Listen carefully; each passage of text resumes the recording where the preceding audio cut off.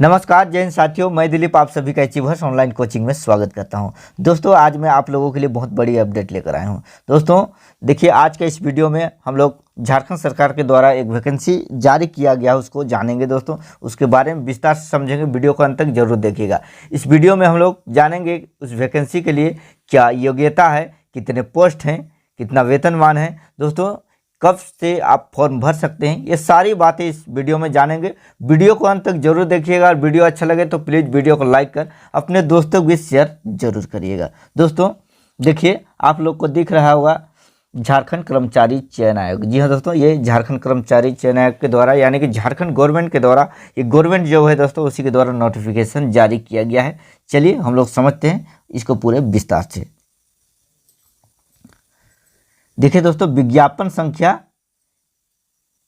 1/23, ठीक है, 1/2023 ये पहला वैकेंसी है दोस्तों। 2023 का ये पहला वैकेंसी झारखंड सरकार के द्वारा। झारखंड प्रयोगशाला सहायक प्रतियोगिता परीक्षा 2023। दोस्तों देखिए, यहां से समझते हैं। कार्मिक प्रशासनिक सुधार तथा राजभाषा विभाग, झारखंड सरकार के पत्र संख्या 1607 दिनांक 17/3/2023 एवं स्कूली शिक्षा साक्षरता विभाग, माध्यमिक शिक्षा निदेशालय झारखंड, रांची के पत्रांक 835 दिनांक 16/3/2023 के द्वारा स्कूली शिक्षा एवं साक्षरता विभाग, माध्यमिक शिक्षा निदेशालय झारखंड, रांची के अंतर्गत प्रयोगशाला सहायक भौतिक शास्त्र, प्रयोगशाला सहायक रसायन शास्त्र एवं प्रयोगशाला सहायक जीव विज्ञान के पदों की संसूचित रिक्तियों के विरुद्ध नियुक्ति के लिए भारत के नागरिकों से, दोस्तों भारत के नागरिकों से विविध पत्र प्रपत्र झारखंड प्रयोगशाला सहायक प्रतियोगिता परीक्षा 2023 के लिए ऑनलाइन आवेदन आमंत्रित किए जाते हैं। ठीक है, इतने बातें आप लोग को समझ में आ गया होगा। ठीक है, चलिए आगे अब हम लोग देखते हैं। देखिए, आप लोग इसका पीडीएफ चाहते हैं तो मैं टेलीग्राम में डाल दूंगा दोस्तों, आप उससे पूरा पीडीएफ ले सकते हैं, देख सकते हैं। ठीक है, और आप ऑनलाइन डाउनलोड करना चाहते हैं तो ये वेबसाइट दिया गया है, देख लीजिए www.jssc.nic.in पर आप लॉगिन करके इसका पीडीएफ ले सकते हैं। ठीक है, चलिए दोस्तों आगे देखिए, परीक्षा शुल्क क्या है इस वैकेंसी के लिए। सबसे पहले परीक्षा शुल्क देखते हैं क्या है। दोस्तों परीक्षा शुल्क 100 रुपया निर्धारित है। ठीक है, 100 रुपया लगेगा। परीक्षा शुल्क में छूट, जो लोग छूट चाहते हैं जिसके लिए छूट का प्रावधान है, उसमें देखिए झारखंड राज्य के अनुसूचित जनजाति, अनुसूचित जाति यानी कि SC और ST, ठीक है, SC और ST के अभ्यर्थियों के लिए परीक्षा शुल्क 50 रुपया है। दोस्तों कार्मिक प्रशासनिक सुधार तथा राजभाषा विभाग झारखंड, रांची के पत्रांक 8559 दिनांक 23/10/2019 के आलोक में झारखंड राज्य के 40% अथवा उससे अधिक निःशक्ता जो विकलांग है या दिव्यांग है अभ्यर्थियों को परीक्षा शुल्क में अनुमान्य है, परीक्षा शुल्क में छूट है। ठीक है, झारखंड राज्य के स्थानीय निवासी, अनुसूचित जनजाति यानी कि ST, अनुसूचित जाति अर्थात SC कोटि से इतर कोटि के अभ्यर्थियों द्वारा रियायती दर पर परीक्षा शुल्क भरे जाने की स्थिति में उनके आवेदन पत्र रद्द करते हुए उनकी अभ्यर्थिता समाप्त कर दी जा सकती है। ठीक है, कहने का मतलब है कि SC ST, ठीक है, और जो विकलांग है, जो दिव्यांग है, उसके अलावे जो भी रियायती दर में मतलब छूट दर में आवेदन भरते हैं तो उसका अभ्यर्थी मतलब कि उसका जो आवेदन अस्वीकार हो जाएगा और रद्द कर दिया जाएगा। ठीक है, बिना शुल्क भुगतान किए आवेदन पत्र स्वीकार नहीं होंगे, और यदि आप बिना शुल्क के आवेदन भरते हैं तो स्वीकार नहीं होगा, वह स्वतः रद्द हो जाएगा। ठीक है, चलिए आगे देखते हैं। दोस्तों समझिए, यहाँ पर झारखंड प्रयोगशाला सहायक प्रतियोगिता परीक्षा 2022 में सम्मिलित जिनके द्वारा आवेदन समर्पित करने की प्रक्रिया पूर्ण किया गया था, जो पहले 2022, ठीक है, 2022 में वैकेंसी आ चुका था। ठीक है, झारखंड प्रयोगशाला सहायक प्रतियोगिता परीक्षा 2022 में आपने यदि फॉर्म भरा था और सारे प्रक्रिया को पूरा किया था तो वैसे आवेदकों को इस विज्ञापन की शर्तें तथा शैक्षणिक योग्यता, निर्धारित आयु सीमा तथा अन्य अर्हताओं के अंतर्गत पुनः आवेदन देना होगा। ठीक है, किंतु इसके लिए पुनः शुल्क नहीं देना होगा। आवेदन पुनः भरना है लेकिन शुल्क नहीं देना है, ठीक है, आपसे शुल्क नहीं लिया जाएगा। उन आवेदकों को नए आवेदन पत्र में पूर्व समर्पित आवेदन का निबंधन संख्या यानी कि रजिस्ट्रेशन नंबर एवं जन्म तिथि दर्ज करना अनिवार्य होगा। Date of birth, registration number और डेट ऑफ बर्थ, ठीक है। नए आवेदन पत्र में पूर्व समर्पित आवेदन का निबंधन संख्या यानी कि रजिस्ट्रेशन नंबर, जन्म तिथि दर्ज नहीं करने पर परीक्षा शुल्क में छूट अनुमान्य नहीं होगा। अर्थात यदि आप फॉर्म भर रहे हैं और पहले भी भर चुके थे, ठीक है, पहले भर चुके थे, लेकिन अब जब दोबारा अपडेट करिएगा, आप फॉर्म भरिएगा, उसमें रजिस्ट्रेशन नंबर और डेट ऑफ बर्थ नहीं डालिएगा तो आपको परीक्षा शुल्क में छूट नहीं मिलेगा, ठीक है। चलिए आगे देखते हैं। देखिए रिक्तियों का विवरण देखते हैं दोस्तों। यहाँ पर किन किन पदों के लिए वैकेंसी निकला है और क्या रिक्ति है, कितने पोस्ट हैं, इन सभी बातों को हम लोग समझते हैं, ठीक है। देखिए पद नाम, प्रयोगशाला सहायक भौतिक शास्त्र, भौतिक विषय के लिए, ठीक है। आरक्षण कोटि देखिए यहाँ पर, यह कुल पद है। महिला लोग के लिए खेलकूद, अंधापन, कम दृष्टि और बहरापन, निःशक्ता, चलन निःशक्ता, ये सभी के लिए अलग अलग पद निर्धारित है दोस्तों। देखिए अनारक्षित के लिए कितना है, अनारक्षित के लिए और अनुसूचित जनजाति के लिए, अनुसूचित जाति, अत्यंत पिछड़ा वर्ग, आर्थिक रूप से कमजोर, इस तरह से सभी का अलग अलग बांटा गया है कैटेगरी वाइज, ठीक है। देखिए कुल सीट कितना है, 93। महिला लोग को कितना दिया गया, उसमें 5 सीट दिया गया है। और उसके बाद महिला लोग को 5 यानी कि उसके अलावे 93 में 5 घटा दीजिए, उसके अलावा पुरुष लोग का सीट होगा, ठीक है। अनुसूचित जनजाति को कितना मिला है, 60, ठीक है। उसमें एक पद आदिम जनजाति, आदिम जनजाति को एक पद मिलेगा, ठीक है। देखिए महिला को 3 सीट प्राप्त है, अनुसूचित जाति को 23, अनुसूचित जाति यानी कि SC, और महिला को 1, अत्यंत पिछड़ा वर्ग 18, और उसमें देखिए महिला लोग को 1 और पिछड़ा वर्ग 14, और महिला यहाँ नहीं है, ठीक है, पिछड़ा वर्ग 14 है। आर्थिक रूप से कमजोर, इसको 22 सीट दिया गया है और महिला के लिए 1 सीट है। इस तरह से टोटल कितना है, 230 सीट, ठीक है, 230 सीट दिया गया है। और महिला लोग के लिए 11। देखिए खेल कूद में भी देख लीजिए, खेल कूद के लिए यहाँ पर 4 सीट, खेल कोटा के लिए 4 सीट है, उसके टोटल 4 है। और जो अंधापन है, ठीक है, कम दृष्टि वालों के लिए 3 दिया गया है, बहरापन के 2, इस तरह से चलन निःशक्ता के लिए 2, बहुनिःशक्ता के लिए 2, इस तरह से पद देखिए बांटा गया है दोस्तों। चलिए आगे देखते हैं। अब देखिए हम लोग देखते हैं प्रयोगशाला सहायक रसायन शास्त्र, भौतिक का देख लिए, आप रसायन शास्त्र में देख लिए। अनारक्षित, ठीक है, अनारक्षित सामान्य जनरल सीट 93 दिया गया है, उसमें महिला को 5 सीटें दिया गया है, ठीक है। अनुसूचित जनजाति 60 सीटें हैं, 60 में से 1 आदिम जनजाति को और 3 महिला को, ठीक है। अनुसूचित जाति 23, इस तरह से देख लीजिए, सभी को आप देख लीजिएगा, मैं PDF टेलीग्राम में डाल दूंगा, ठीक है। चलिए टोटल मैं बता दे रहा हूँ कितना सीटें हैं। देखिए प्रयोगशाला सहायक रसायन शास्त्र के लिए 230 है, ठीक है, टोटल कितना है, 230 सीटें। इस तरह से आप सभी का सीट बांटा गया है तो देख लीजिएगा, ठीक है। चलिए आगे देखते हैं।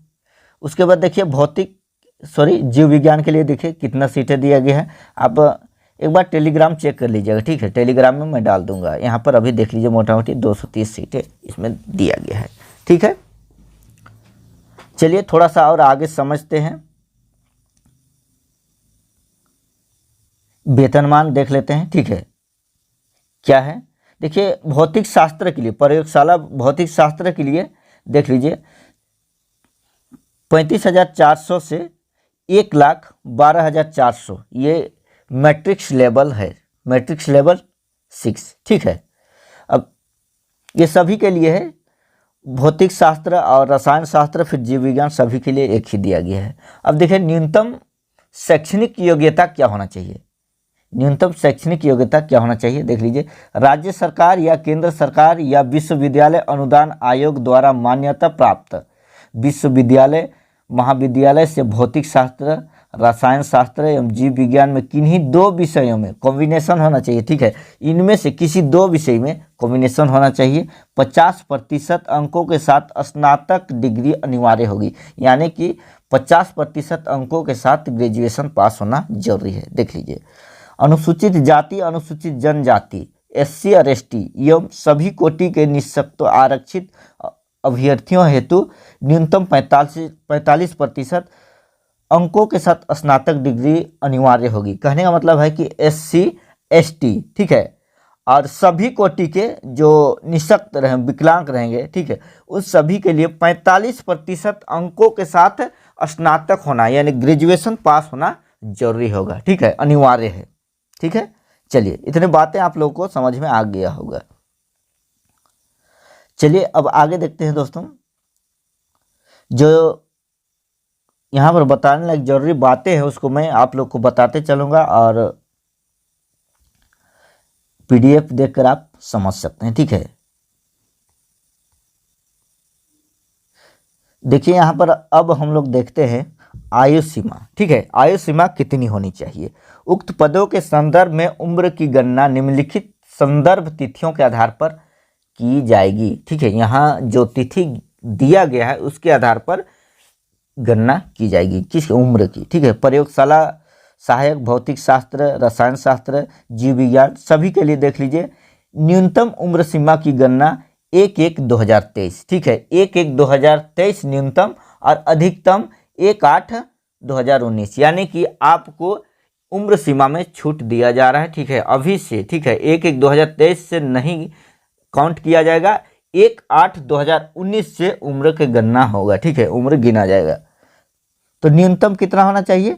21 वर्ष, ठीक है, न्यूनतम 21 वर्ष और अधिकतम देख लीजिए 1/8/2019 गणना हो रहा है, ठीक है। देख लीजिए यहाँ पर पूरी तरह से देखिए, यहाँ पर अधिकतम उम्र सीमा कितनी होनी चाहिए। देखिए, अनारक्षित यानी कि जनरल या आर्थिक रूप से कमजोर 35 वर्ष होनी चाहिए, ठीक है। उम्र सीमा कब? 1/8/2019 अधिकतम उम्र सीमा का गणना किया जा रहा है, ठीक है।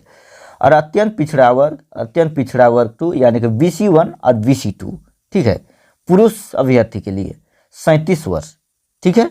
और महिला के लिए अनारक्षित आर्थिक रूप से कमजोर वर्ग, अत्यंत पिछड़ा वर्ग यानी कि BC1 BC2 सभी के लिए 38 वर्ष, ठीक है, महिला लोग के लिए।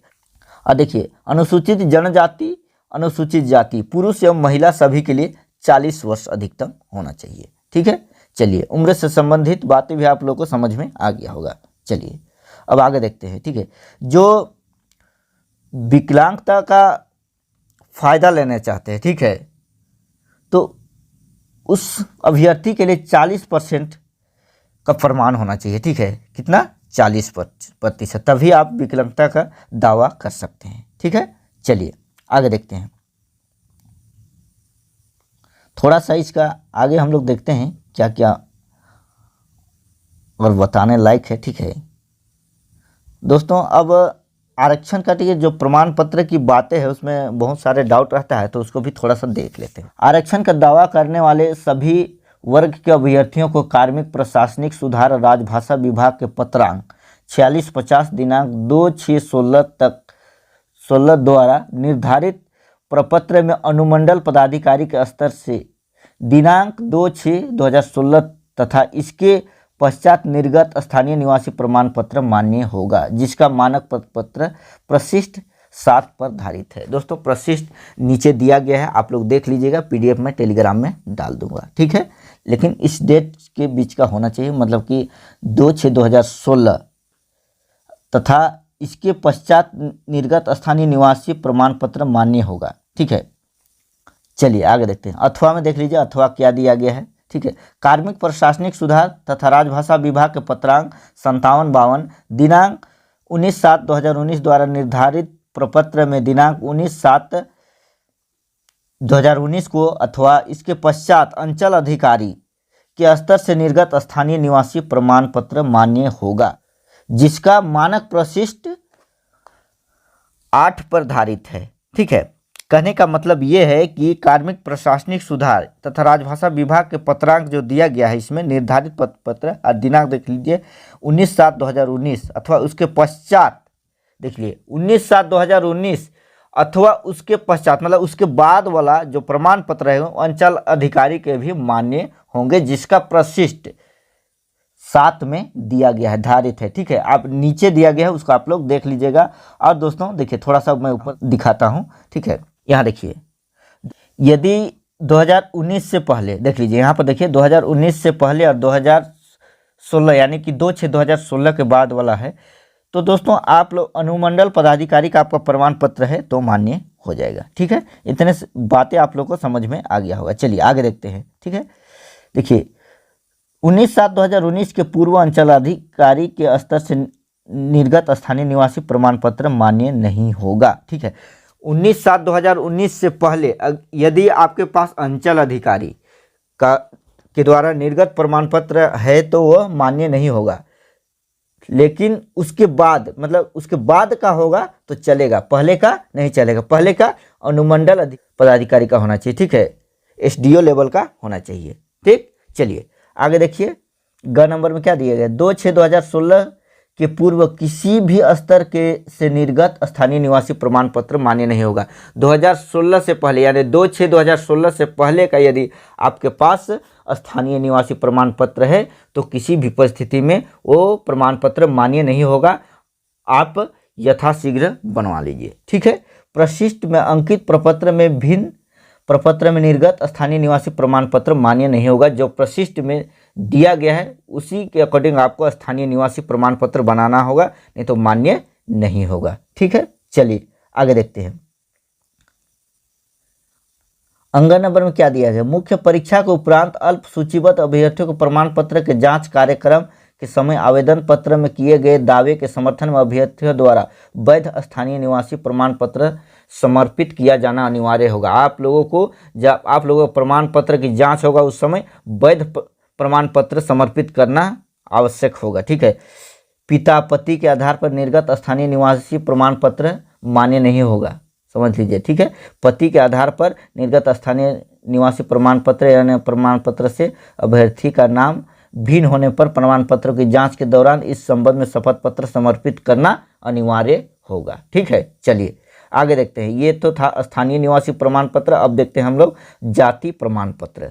झारखंड राज्य के अनुसूचित जाति अनुसूचित जनजाति एससी और एसटी के संदर्भ में जिला अनुमंडल के उपायुक्त अनुमंडल पदाधिकारी के स्तर से निर्गत प्रमाण पत्र निर्गत मानक प्रपत्र प्रशिष्ट 1 पर धारित है। मतलब प्रशिष्ट 1 में वो प्रारूप दिया गया है। ठीक है, क्या क्या होना चाहिए, अनुसूचित जनजाति के संदर्भ अनुमंडल के उपायुक्त, ठीक है, अनुमंडल पदाधिकारी के स्तर से निर्गत जाति प्रमाण पत्र होना चाहिए। ठीक है, चलिए आगे देखते हैं।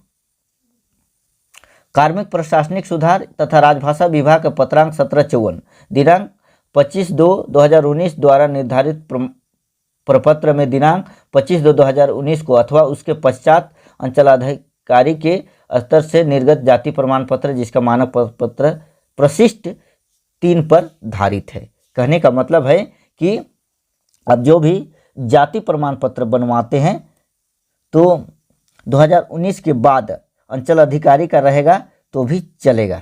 ठीक है, और उससे पहले का नहीं चलेगा। मतलब कि अनुमंडल पदाधिकारी या डीसी लेवल का है वो चलेगा। ठीक है, लेकिन अब जो बनवा रहे हैं वो अंचल अधिकारी का भी रहेगा तो चलेगा। ठीक है, मतलब मान्य होगा। चलिए आगे देखते हैं। ख नंबर, झारखंड राज्य का अत्यंत पिछड़ा वर्ग यानी कि BC1 पिछड़ा वर्ग 2 BC2 के संदर्भ में 29/8/2012 को अथवा इसके पश्चात उपायुक्त अथवा अनुमंडल पदाधिकारी के स्तर से निर्गत गैर क्रीमी लेयर जाति प्रमाण पत्र जिनका प्रशिष्ट 2 पर धारित है। ठीक है, किंतु जाति प्रमाण पत्र की वैधता समाप्त होने की स्थिति में संबंधित अभ्यर्थियों का कार्मिक प्रशासनिक सुधार राजभाषा विभाग के पत्रांक 1754 दिनांक 25/2/2019 के अधीन प्रपत्र 15 के गैर क्रीमी लेयर स्वघोषणा प्रपत्र समर्पित करना अनिवार्य होगा जिसका मानक प्रपत्र प्रशिष्ट 5 पर धारित है। मतलब 5 में दिया गया है। ठीक है, चलिए आगे देखते हैं।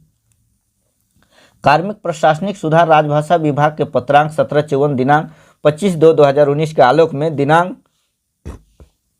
25/2/2019 को अथवा उसके पश्चात अंचल अधिकारी के स्तर से निर्गत जाति प्रमाण पत्र जिसका मानक प्रपत्र प्रशिष्ट 4 पर धारित है, प्रशिष्ट 4 में दिया गया है। दोस्तों सभी प्रशिष्ट नीचे दिया गया है, आप देख लीजिएगा, मैं PDF डाल दूंगा टेलीग्राम पे, ठीक है। नहीं ज्वाइन किए हैं तो ज्वाइन कर लीजिएगा, ठीक है, अचीवर्स ऑनलाइन कोचिंग के नाम पे, ठीक है। चलिए आगे देखते हैं। देखिए ग नंबर देखिए, आर्थिक रूप से कमजोर नागरिकों के वर्ग के अध्ययन आरक्षण का लाभ सक्षम पदाधिकारी द्वारा जारी आय एवं संपत्ति प्रमाण पत्र प्रस्तुत कर प्राप्त किया जा सकेगा। आर्थिक रूप से कमजोर नागरिकों के वर्ग के सदस्य के रूप में अभ्यर्थी के दावे प्रमाण पत्र स्वरूप विविध प्रपत्र प्रशिष्ट 6 में उपायुक्त, अनुमंडल पदाधिकारी, अंचल अधिकारी द्वारा निर्गत आय एवं संपत्ति प्रमाण पत्र मान्य होगा, ठीक है। देखिए दिनांक 25/2/2019 के पूर्व अंचल अधिकारी से निर्गत अथवा प्रशिष्ट में अंकित प्रपत्र भिन्न प्रपत्र में अंचल अधिकारी से के स्तर से निर्गत जाति प्रमाण पत्र, आय एवं संपत्ति प्रमाण पत्र मान्य नहीं होगा। 25/2/2019 से पूर्व का मान्य नहीं होगा, जो प्रशिष्ट दिया गया है उससे भिन्न होगा तो मान्य नहीं होगा, ठीक है। चलिए आगे देखते हैं। देखिए अंग नंबर देखिए, प्रशिष्ट में अंकित प्रपत्र में भिन्न प्रपत्र से निर्गत जाति प्रमाण पत्र, आय प्रमाण पत्र, संपत्ति प्रमाण मान्य नहीं होगा। ये बातें मैंने अभी बता दिया है, ठीक है। मुख्य परीक्षा के उपरांत अल्प सूचीबद्ध अभ्यर्थियों प्रमाण पत्र के जांच के कार्यक्रम के समय प्रमाण आवेदन पत्र में किए गए दावे, जो आवेदन भरने समय जो दावे करते हैं आप, ठीक है, आरक्षण कोटि के, ठीक, तो समर्थन अभ्यर्थियों द्वारा वैध जाति प्रमाण पत्र, आय एवं संपत्ति प्रमाण पत्र समर्पित किया जाना अनिवार्य होगा। जो भी आप दावा किए हैं उसका प्रमाण पत्र समर्पित किया जाना अनिवार्य होगा, ठीक है।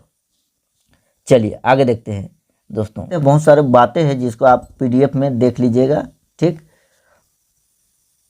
यहाँ पर देखते हैं आवेदन कैसे भरना है, ठीक है। आवेदन भरने की पूर्ण प्रक्रिया तिथि देख लेते हैं, ठीक है। रजिस्ट्रेशन करने तथा सूचना दर्ज करने हेतु 5/4/2023 से दिनांक 4/5/2023 की मध्य रात्रि तक आप रजिस्ट्रेशन करा सकते हैं, ठीक है।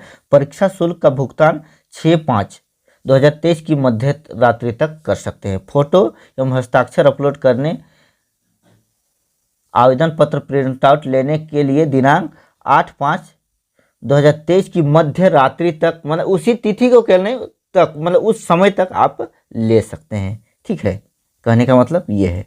चलिए आगे देखिए, घ नंबर में क्या दिया गया है। दिनांक 10/5/2023 से दिनांक 12/5/2023 की मध्य रात्रि तक ऑनलाइन आवेदन पत्र में की गई किसी भी अशुद्धि, मतलब किसी तरह का गलती हो जाता है, ठीक है, किसी तरह का उसमें अशुद्धियाँ हो जाती है तो उसको आप संशोधित कर सकते हैं, ठीक है।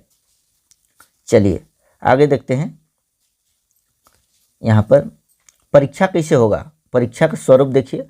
परीक्षा का स्वरूप, आयोग द्वारा कंप्यूटर आधारित परीक्षा CBT ली जाएगी, ठीक है। कंप्यूटर पे आप लोगों को परीक्षा देना है। नॉर्मलाइजेशन भी किया जाएगा, अलग अलग समूह में परीक्षा होगा तो नॉर्मलाइजेशन होगा ही, ठीक है। चलिए आगे देखते हैं।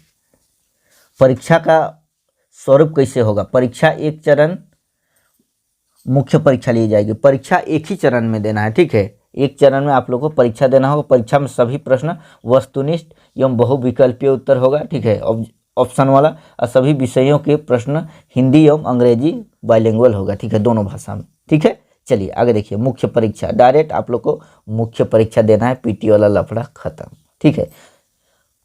मुख्य परीक्षा 2 पत्र में होंगे। यह परीक्षा 2 पालियों में ली जाएगी, ठीक है, और परीक्षा की अवधि 3 घंटा की होगी।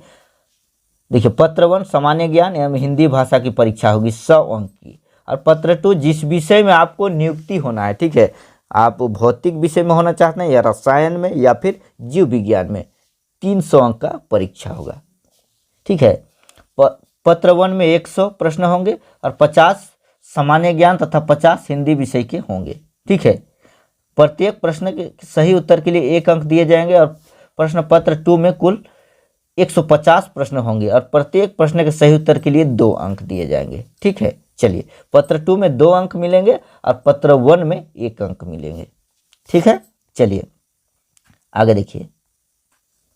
प्रश्न पत्र 1 में क्वालिफाइंग प्रश्न पत्र होगा। ठीक है, प्रश्न पत्र 1 जो होगा वो क्वालिफाइंग होगा। ठीक है, अर्थात उसमें मात्र न्यूनतम 33% अंक प्राप्त करना अनिवार्य होगा, परंतु जिसमें अभ्यर्थियों का 33% अंक प्राप्त नहीं किया जा सकता है उनके प्रश्न पत्र 2 की उत्तर पुस्तिकाओं का मूल्यांकन नहीं किया जाएगा। मतलब जिसके 33% नहीं आता है प्रश्न पत्र 1 में, उसका प्रश्न पत्र 2 जांच नहीं होगा। ठीक है, प्रश्न पत्र 1 और प्रश्न पत्र 2 में गलत उत्तर के लिए अंकों की कटौती नहीं की जाएगी, मतलब कि माइनस मार्किंग नहीं है।